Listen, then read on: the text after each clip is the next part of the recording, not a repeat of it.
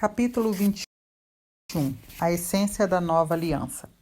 Antes de compartilhar com você meus pensamentos finais neste livro sobre a essência da nova aliança, preciso explicar acerca da importância de compreendermos as consequências das nossas escolhas. Por não compreenderem bem esse assunto, quando as pessoas sofrem as consequências das suas escolhas, geralmente acham que Deus está bravo com elas e está disciplinando-as. Os cristãos quase sempre culpam Deus ou o diabo quando sofrem as consequências das suas próprias escolhas, mas precisamos aprender a deixar Deus fora disso. Ele não tem nada a ver com elas. A nova aliança retira toda a punição de Deus da nossa vida, como já vimos, mas nem a disciplina de Deus nem as consequências serão removidas. Se você pular de um prédio e se machucar, isso não é uma punição de Deus, mas a consequência da sua escolha. Se você tiver relações sexuais fora do casamento e contrair uma doença sexualmente transmissível, não é por punição de Deus. A AIDS não é uma punição de Deus para os homossexuais ou pessoas promíscuas, é consequência de uma escolha pessoal. Se você comer em excesso, não se exercitar, guardar ressentimentos e amargura, abusar do seu corpo e então sofrer consequências como problemas de saúde, obesidade, problemas cardíacos, isso não tem nada a ver com Deus. Se eu cometesse adultério, Deus não me puniria por isso, pois ele já puniu Cristo por esse pecado.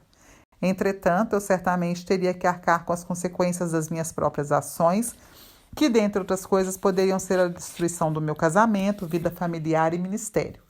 Paulo mostrou isso muito bem em 1 Coríntios, em que ele nos diz que não é questão de ser permitido ou não, mas de edificar.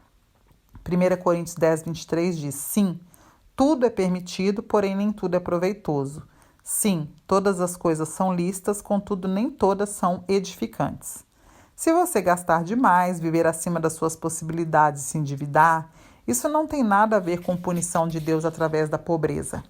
Você simplesmente está sofrendo as consequências das suas escolhas.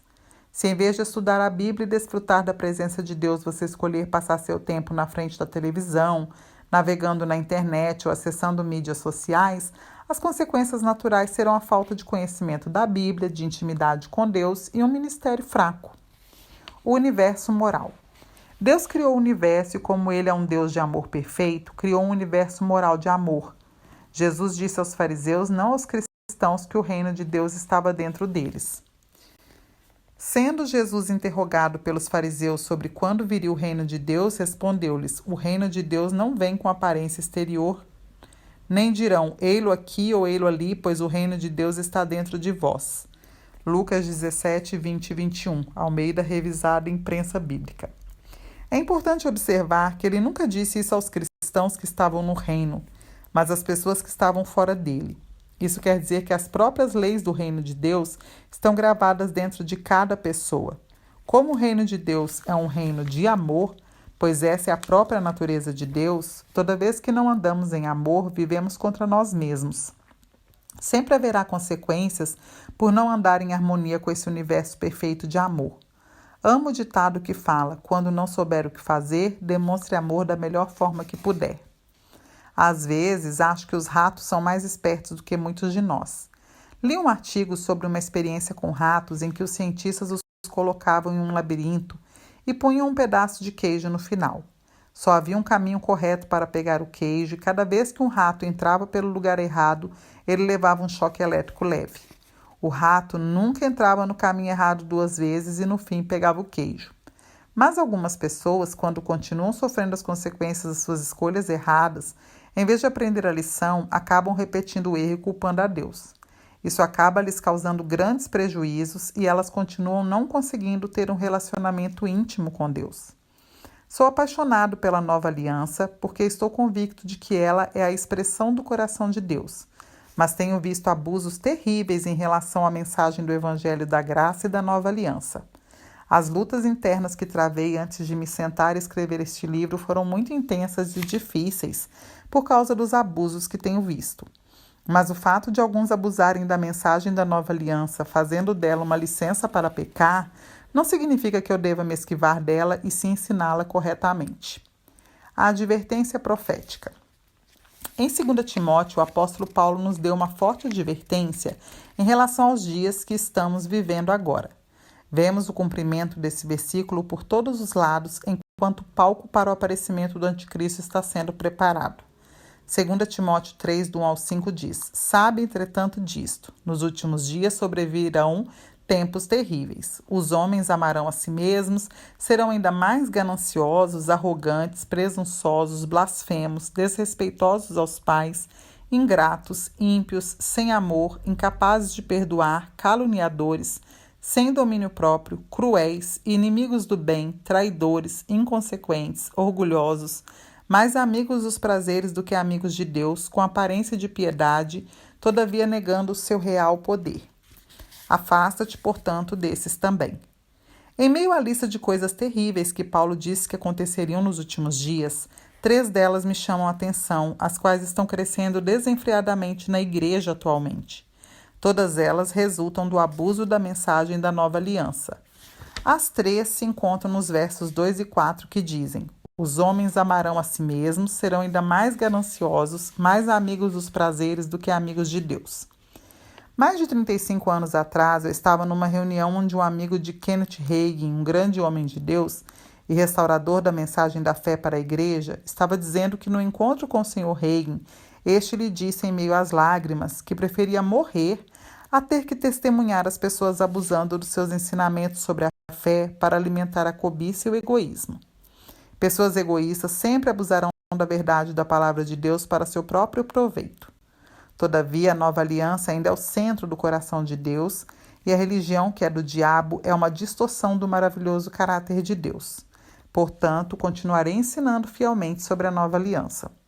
A essência da nova aliança não são as bênçãos ou as coisas que podemos obter de Deus, mas um relacionamento. Vejamos o anúncio profético da nova aliança que está no capítulo 8 de Hebreus. Hebreus 8:10 diz: Esta é a aliança que farei com a casa de Israel passados aqueles dias. Garante o Senhor. Gravarei as minhas leis na sua mente e as escreverei em seu coração. Eu lhes serei Deus e eles serão o meu povo. Aqui podemos ver claramente que a mensagem central da nova aliança não são bênçãos, provisão, proteção, saúde e outras coisas maravilhosas que ela envolve, mas é nosso relacionamento com Deus. Quando fala sobre a nova aliança, Deus diz: Eu lhes serei Deus e eles serão o meu povo. Isso tem tudo a ver com relacionamento. Imagine que você seja um multimilionário todo entusiasmado com o dia do seu casamento. Sua bela noiva anda pela nave da igreja para ao seu lado, o ministro começa a cerimônia e ela sussurra para você: Diga a ele para fazer essa cerimônia logo porque quero ir para casa e finalmente ter acesso à sua conta bancária. Você sentiria uma dor muito profunda, certo? Do mesmo modo, Deus, que nos ama com tanta paixão e nos deu o que ele tinha de mais caro, que era a vida do seu precioso Filho Jesus Cristo, a fim de nos inserir nessa aliança, sente uma dor profunda no coração quando seus filhos abusam da nova aliança. O principal propósito de Deus na nova aliança é conquistar nosso coração e não tem nada a ver com as coisas que obtemos dele como benefício desta aliança. Muitos versículos da Bíblia têm sido distorcidos e manipulados com muita esperteza para mudar o foco da nova aliança do relacionamento para os benefícios e bens materiais. O propósito original de Deus. Na carta aos Colossenses, Paulo nos diz qual foi o propósito original de Deus ao criar o homem. Colossenses 1, 15 e 16 diz: Ele é a imagem do Deus invisível, o primogênito sobre toda a criação, porquanto nele foram criadas todas as coisas nos céus e na terra, as visíveis e as invisíveis, sejam tronos ou dominações, sejam governos ou poderes, tudo foi criado por ele e para ele. O Senhor nunca nos criou para o nosso próprio prazer, mas especificamente para ele mesmo. Nós existimos para o prazer dele e não ele para o nosso. Jamais fomos criados para as coisas, mas para uma pessoa que é Deus. Através da nova aliança, Deus restaura o homem de volta ao seu propósito original da criação, que é viver num relacionamento íntimo com Deus. Por causa da natureza de Deus, que é perfeito, altruísta e bom, ele não nos força a nos relacionarmos com ele, nem nos manipula, mas espera que escolhamos fazer isso voluntariamente. O supremo engano. Desde o início, o diabo tem enganado, começando por Eva, levando-a a pecar. Paulo fala sobre isso na segunda carta aos Coríntios, 2 Coríntios 11, 13. Entretanto, receio que assim como a serpente enganou Eva com sua astúcia, também a vossa mente seja de alguma forma seduzida e se afaste da sincera e pura devoção a Cristo. No versículo acima, podemos ver claramente que Eva pecou porque foi enganada. Quando lemos Gênesis, vemos como esse engano agiu. Gênesis 3,6 diz: quando a mulher observou que a árvore realmente parecia agradável ao paladar, muito atraente aos olhos e, além de tudo, desejável para dela se obter sagacidade, tomou do seu fruto, comeu-o e o deu ao seu marido, que estava em sua companhia, e ele igualmente comeu. O diabo levou Eva a pensar e crer que havia prazer fora de Deus. Deus já havia lhe dado tudo de que ela precisava para ter uma vida incrível. Mas enquanto ouvia a voz do maligno, ela começou a acreditar que algo que lhe daria prazer estava sendo negado a ela. É engano acreditar que podemos encontrar satisfação fora do nosso relacionamento com Deus. Creio que existe um engano supremo, que é acreditar que a graça e a nova aliança são meios para obter coisas que nos darão satisfação, além da qual podemos encontrar no nosso relacionamento com Deus. Você se lembra das 3 características das quais Paulo falou? Amar a si mesmo, o dinheiro e o prazer.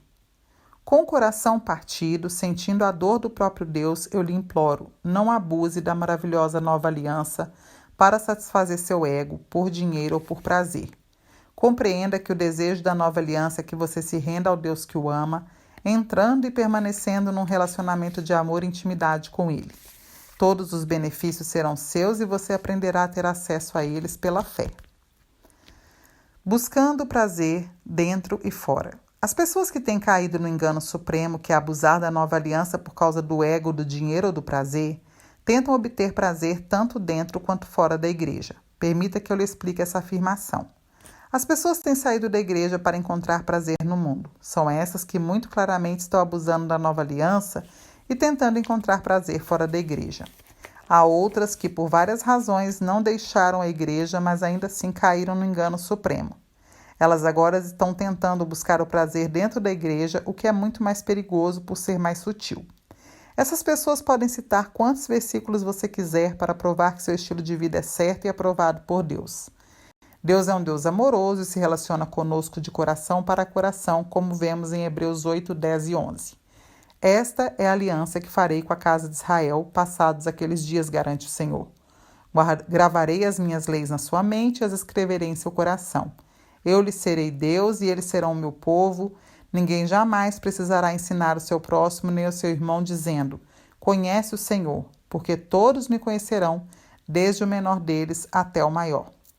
Podemos fazer um teste bem simples para ver se temos caído nesse engano ou não. Observe honestamente sua vida e analise o que você tem pedido a Deus e do que tem se apropriado.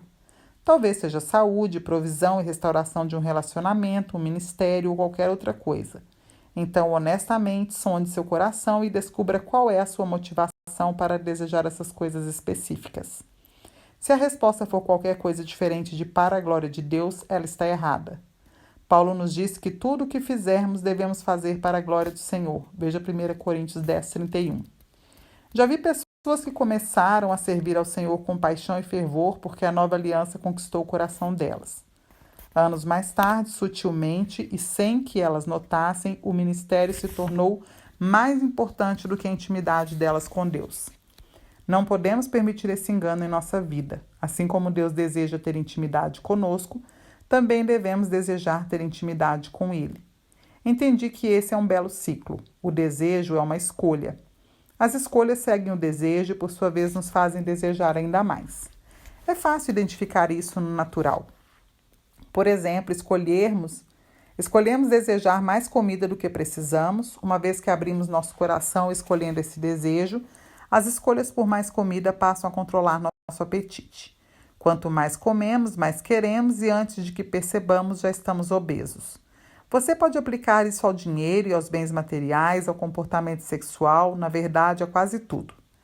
Vamos aplicar a nova aliança, que expressa o desejo de Deus de ter intimidade conosco. Deus escolheu nos desejar, a escolha de sacrificar seu precioso filho veio em seguida, e agora seu desejo por nós é insaciável. Agora é nossa vez de responder a ele. Você deve escolher desejá-lo. Depois disso, as escolhas naturais, como passar tempo com Deus e se render totalmente a Ele, se seguirão. Isso, por sua vez, aumentará seu desejo por ele e você estará no maravilhoso ciclo do relacionamento de amor da nova aliança. Quando o Novo Testamento fala sobre desejo, não está falando de sentimento, mas mais precisamente de uma escolha. Infelizmente, na mente de muitos cristãos, o desejo está associado aos sentimentos e não a uma escolha. Há 2 versículos que mostram muito claramente que o desejo é uma escolha em vez de um sentimento. Em ambos, os verbos que indicam a ação de desejar estão escritos na voz ativa, o que significa que é algo que fazemos muito mais do que algo que sentimos. 1 Coríntios 14:1 diz: segui o amor e procurai com zelo os dons espirituais, mas principalmente o de profetizar. 1 Pedro 2:2 diz: desejai o puro leite espiritual como crianças recém-nascidas a fim de crescerdes. Espero que as páginas deste livro tenham despertado em você um anseio por andar na nova aliança. Se ele foi útil para você, por favor, recomende-o a outras pessoas e coloque-me em suas orações. Você também pode me seguir no Facebook. Oro para que você viva em intimidade com o Senhor, desfrutando da nova aliança e nunca se esqueça: está consumado.